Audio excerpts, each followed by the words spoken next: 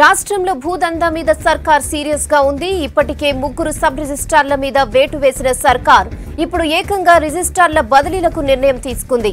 రాష్ట్రం మొత్తం రిజిస్ట్రార్లను బదిలీ చేయాలని ఆదేశాలిచ్చింది సర్కార్.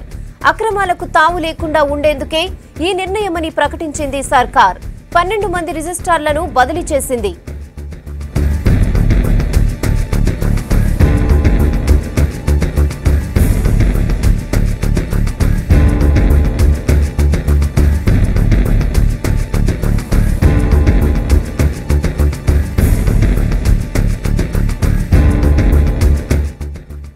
ఇక అంతకు ముందు కొన్ని కీలక నిర్ణయాలు తీసుకుంది సర్కార్. స్టాంప్స్ అండ్ రిజిస్ట్రేషన్ శాఖ అధికారులు ఎనీవే రిజిస్ట్రేషన్ విధానాన్ని రద్దు చేస్తూ నిర్ణయం తీసుకుంది. అలాగే మియాపూర్ భూదందా కేసును సిఐడికి అప్పగించింది.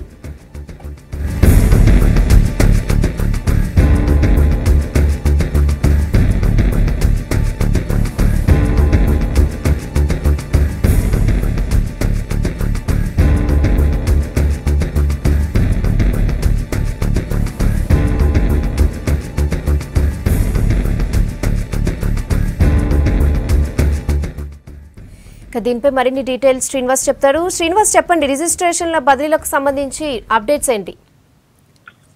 రెహనా ఈరోజు మొత్తం మియాపూర్ భూముల అక్రమ రిజిస్ట్రేషన్ పై ప్రభుత్వం సీరియస్ గా ఉంది. పొద్దుటి నుంచి కూడా ముఖ్యమంత్రి కేసీఆర్ దీని మీదనే కాన్సన్ట్రేషన్ చేశారు. ఎవరెవరు అవినీతి అధికారులు ఉన్నారో ఒకవైపు ఇంటెలిజెన్స్ రిపోర్ట్ కూడా ఈరోజు తీసుకున్నారు. దీంతో కొంతమంది సబ్ రిజిస్ట్రార్లు కావచ్చు, మిగతా కొంత రెవెన్యూకి రిజిస్టర్కి సంబంధించినటువంటి అధికారులు కావచ్చు అక్రమాలకు పాల్పడుతున్నారు అన్నటువంటి రిపోర్టు ప్రభుత్వానికి అందింది. దీంతో ఖచ్చితంగా మొత్తం ఈ రిజిస్ట్రేషన్స్ వ్యవహారాలన్నింటినీ కూడా పూర్తిస్థాయిలో చక్కదిద్దాలని చెప్పి నిర్ణయం తీసుకున్నారు. దీనిలో భాగంగానే రాష్ట్రంలో పెద్ద ఎత్తున రిజిస్ట్రార్లను బదిలీ చేయాలని చెప్పి నిర్ణయం తీసుకున్నారు. మొత్తం రాష్ట్రంలో 141 రిజిస్ట్రార్ల కార్యాలయాలు ఉన్నాయి. దీనికి సంబంధించి ఇప్పటివరకు అయితే 12 మంది బదిలీ చేస్తూ ఆదేశాలు ఇచ్చింది ప్రభుత్వం. మిగతా రేపటికెల్లా మిగతా కొన్ని చోట్ల మిగతా వాళ్ళని కూడా బదిలీ చేసేటువంటి అవకాశాలు ఉన్నాయి. ఇక మరొక వైపు రేపటి నుంచి కూడా మొత్తం రాష్ట్రంలో ఉన్నటువంటి 141 రిజిస్ట్రేషన్ కార్యాలయాల్లో కూడా తనిఖీలు చేయాలని చెప్పి నిర్ణయం తీసుకున్నారు. దాడులు చేసి ఎక్కడెక్కడ అక్రమాలు జరిగాయనేటువంటి రిపోర్టులు ఇవ్వాలని చెప్పారు. దీంతో ఏసీబీ రేపు రెడీ అవుతుంది. రేపు పొద్దున్న నుంచి కూడా దీనికి సంబంధించినటువంటి దాడులు కొనసాగుతున్నాయి.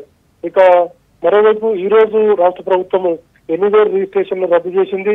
తర్వాత సిఐడి దర్యాప్తుకు ముఖ్యమంత్రి కేసీఆర్ ఆదేశాలు ఇచ్చారు. మొత్తంగా ఈ రిజిస్ట్రేషన్స్ వ్యవహారాన్నంతా కూడా ఈ శాఖనంతా కూడా ఒక ప్రక్షాళన చేయాలని చెప్పి నిర్ణయం తీసుకున్నారు. రాష్ట్రానికి రాబడి వచ్చేటువంటి మార్గాలలో రిజిస్ట్రేషన్ ఒకటి, మరొకటి ఎక్సైజ్ శాఖ, మిగతాది commercial tax.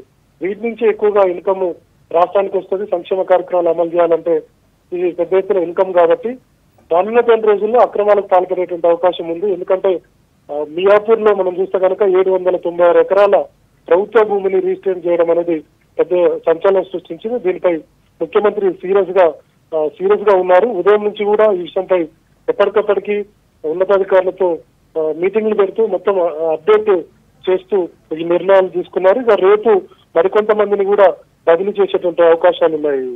Rehana. Okay, Srinivas. Thanks for the updates.